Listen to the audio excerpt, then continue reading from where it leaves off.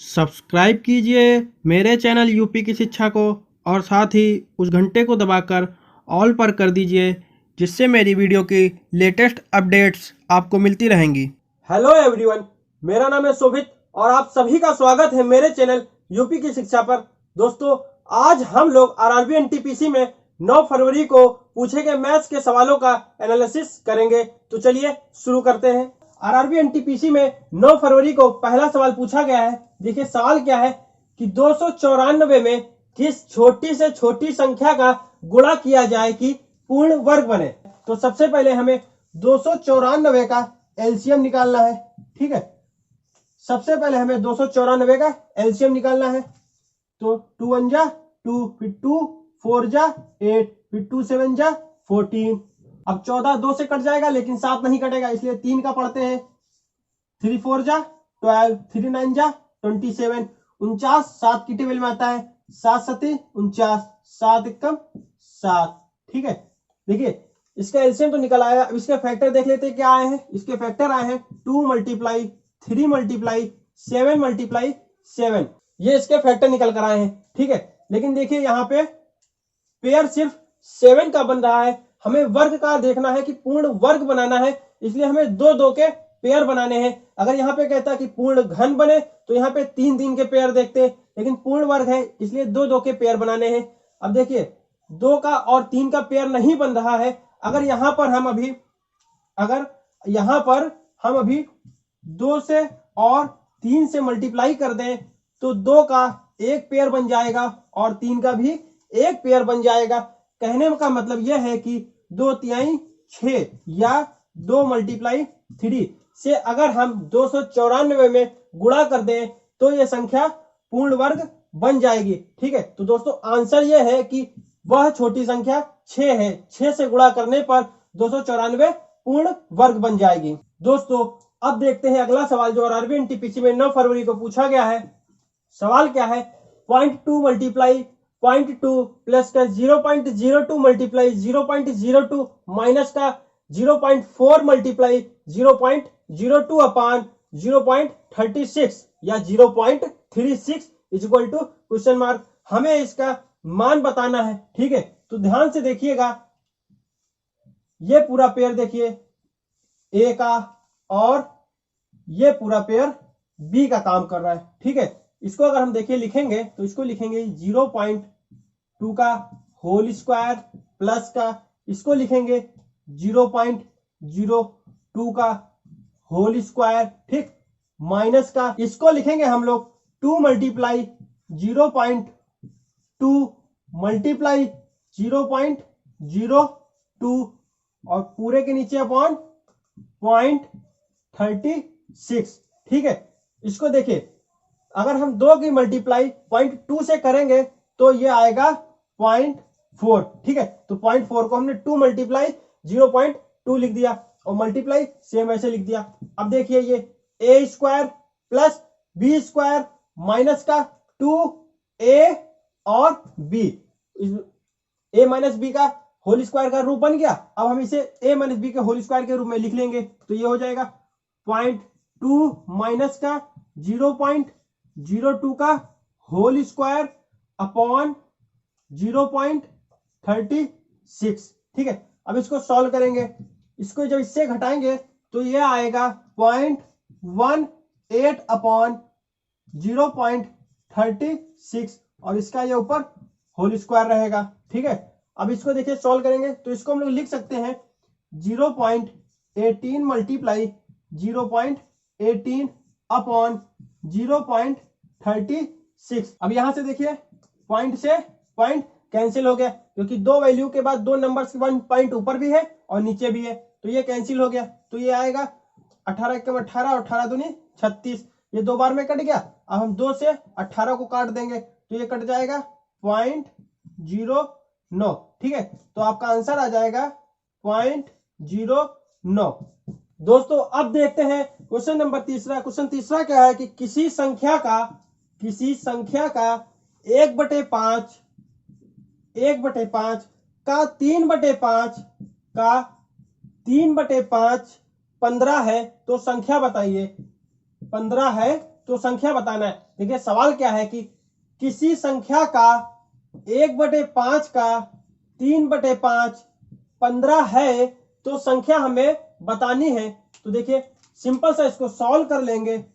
3 × 6 15, ठीक है। अब इसको मल्टीप्लाई कर लेंगे तो x बराबर 25 × 5, तो x बराबर 125। अब देख लेते हैं सवाल नंबर 4। फोर्थ नंबर सवाल क्या है कि किसी संख्या में 40 घटाने पर, किसी संख्या में 40 घटाने पर वह 60% हो जाती है।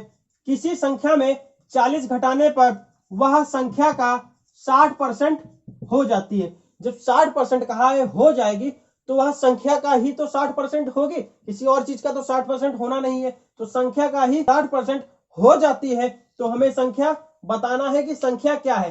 तो देखिए इसको भी सॉल्व करेंगे तो x - 40 = x × 60 अपॉन परसेंट का सिंबल हटाएंगे तो अपॉन में 100 लिखेंगे, तो ये कट जाएगा। 20 × 3 = 60 और 20 × 5 = 100, ठीक है। तो इसको सॉल्व करेंगे x - 40, 5 को इधर मल्टीप्लाई कर देंगे, 5 = 3x, 5x माइनस का 200 बराबर 3x, इसको घटाएंगे तो 2x बराबर 200, ठीक है।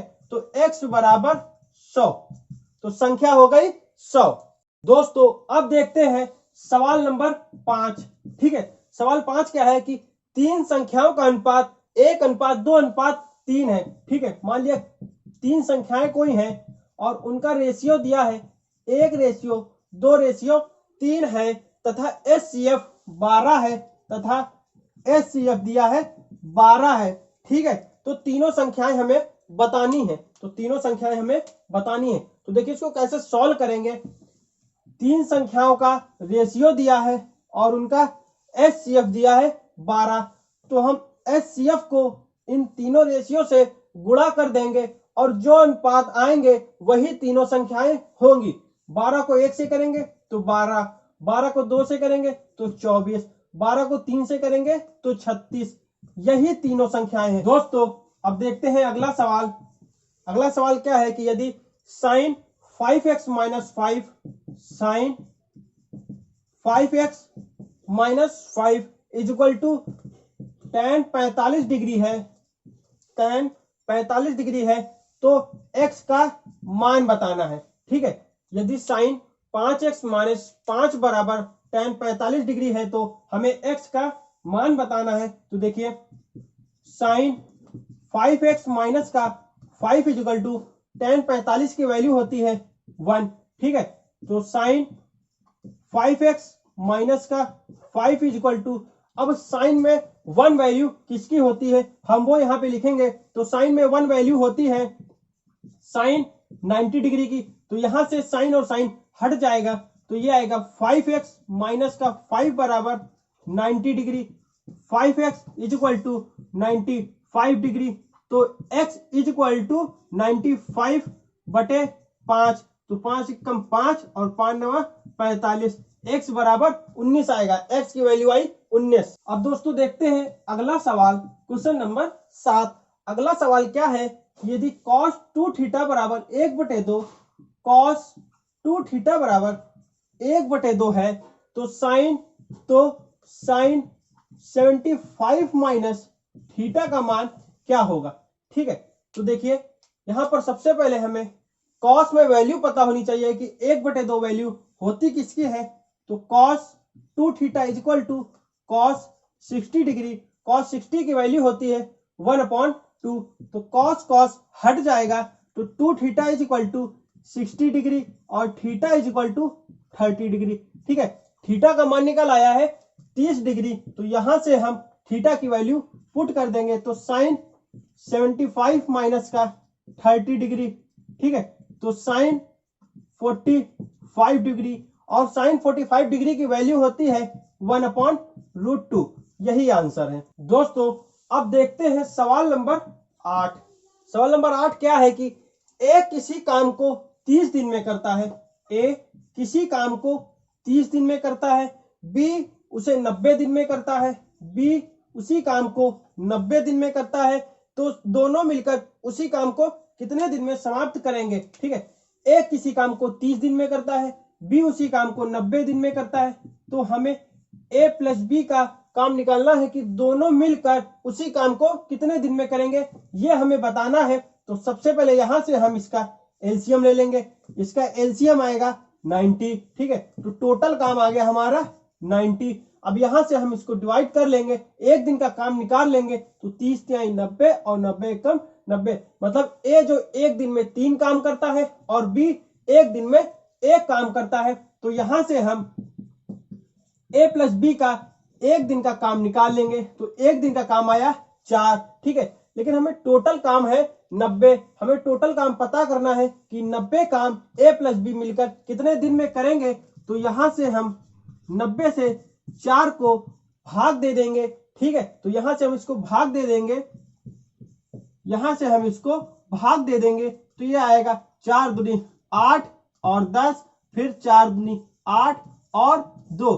ठीक है, तो ये आया 22 सही 2/4, यहां से 2 एक कम 2, 2 दूनी 4 कट जाएगा, तो ये आएगा 22 सही 1/2 दिन। ठीक है, ए प्लस बी मिलकर उसी काम को 22 सही 1/2 दिन में कर देंगे। अब देखते हैं सवाल नंबर 9। सवाल नंबर 9 क्या है कि एक रेफ्रिजरेटर जिसकी माप 8 × 5 × 4 है, तो 2 यूनिट वाला आइस क्यूब रखना है, तो कितने आइस क्यूब रखे जा सकते हैं। ठीक है, तो जो रेफ्रिजरेटर है वो जो है घनाभ के आकार का होगा। ठीक है, ध्यान रखिएगा कि जो रेफ्रिजरेटर है वो घनाभ के आकार का होगा। ठीक है, और हमें उसमें 2 यूनिट वाले आइस क्यूब रखने हैं, तो आइस क्यूब का शेप जो होता है वो घन के आकार का होता है। तो यहां से सबसे पहले हम घनाभ का आयतन निकाल लेंगे, घनाभ का आयतन यानी रेफ्रिजरेटर का आयतन निकाल लेंगे, तो इसका आयतन बराबर होता है लंबाई गुणे चौड़ाई गुणे। ठीक है, और उसके बाद हम यहां से घन का आयतन निकाल लेंगे, घन का आयतन मतलब आइस क्यूब का आयतन निकाल लेंगे। आइस क्यूब दिया है कि 2 यूनिट वाले आइस क्यूब रखने हैं, तो घन की सभी भुजाएं बराबर होती हैं, तो इसका आयतन हो जाएगा 2 का होल क्यूब। अब हम इन दोनों को डिवाइड कर देंगे, तो 8 × 5 × 4 2 × 2 × 2। ठीक है, तो यहां से हम काट देंगे, तो ये आएगा 5 चौके 20। ठीक है, तो 20 आइस क्यूब रखे जा सकते हैं। दोस्तों अब देखते हैं सवाल नंबर 10। सवाल नंबर 10 देखिए क्या है कि 91 × 92 × 93 × 94 एंड सो ऑन मल्टीप्लाई 98 × 99। ठीक है, ये सवाल दिया है, इसमें कहा है कि इकाई का अंक ज्ञात करें। ठीक है, इन सभी की हमें मल्टीप्लाई करनी है। इन सभी की मल्टीप्लाई करने के बाद मान ली हमारी कोई भी वैल्यू आती है और लास्ट के 2 नंबर आगे 85। ठीक है, शुरुआत की कोई भी वैल्यू होती है, इनकी मल्टीप्लाई करने के बाद और लास्ट के 2 नंबर आते हैं 8 और 5, तो इसमें कहा है कि हमें इकाई का अंक बताना है। ठीक है, वंश की प्लेस पे जो वैल्यू होगी हमें वो बतानी है कि इकाई का अंक क्या है। तो हम इसे सॉल्व करेंगे, तो देखिए 91 × 92 × 93 94 95 एंड सो ऑन 99। ठीक है, अब अगर हम यहां से इनका विस्तार करेंगे, विस्तार करने के बाद देखेंगे कि इकाई की क्या वैल्यू आई है, तो काफी ज्यादा टाइम टेकिंग सवाल हो जाएगा ये। ठीक है, तो यहां पर हम लोग ट्रिक का यूज करते हैं। ट्रिक ये है कि 92 के 2 से 95 के 5 की मल्टीप्लाई कर देंगे। ठीक है, 92 के 2 से और 95 के 5 से, मतलब इन दोनों की इकाई अंक से मल्टीप्लाई कर देंगे, तो मल्टीप्लाई करने के बाद आएगा 10 और इकाई का अंक आया 0। ठीक है, मल्टीप्लाई करने के बाद आएगा 10 और इकाई का अंक आएगा 0, और फिर हम 0 में किसी भी संख्या से मल्टीप्लाई करें, 0 में आप इकाई के 9 से मल्टीप्लाई करिए, 0 4 से 3 से 2 से किसी से भी मल्टीप्लाई करिए, तो इकाई का अंक आपका आएगा 0। ठीक है, तो इसका पूरे का आंसर हो गया कि इकाई का अंक आएगा 0, यही आंसर है। अब आप इसका विस्तार करके देख लीजिएगा, इकाई का अंक 0 ही आएगा। अब देखते हैं सवाल नंबर 11। सवाल नंबर 11 क्या है, देखिए कि 2 संख्याओं का एलसीएम 729 है। ठीक है, दो संख्याओं का एलसीएम 729 दिया है और दो संख्याओं का एचसीएफ दिया है 26। ठीक है, दो संख्याओं का एलसीएम 729 दिया है और एचसीएफ 26 दिया है। यदि पहली संख्या 81 है तो हमें दूसरी संख्या फाइंड करनी है। ठीक है, हमें इसको दूसरी संख्या फाइंड करनी है। तो देखिए, इसके लिए एक फार्मूला होता है कि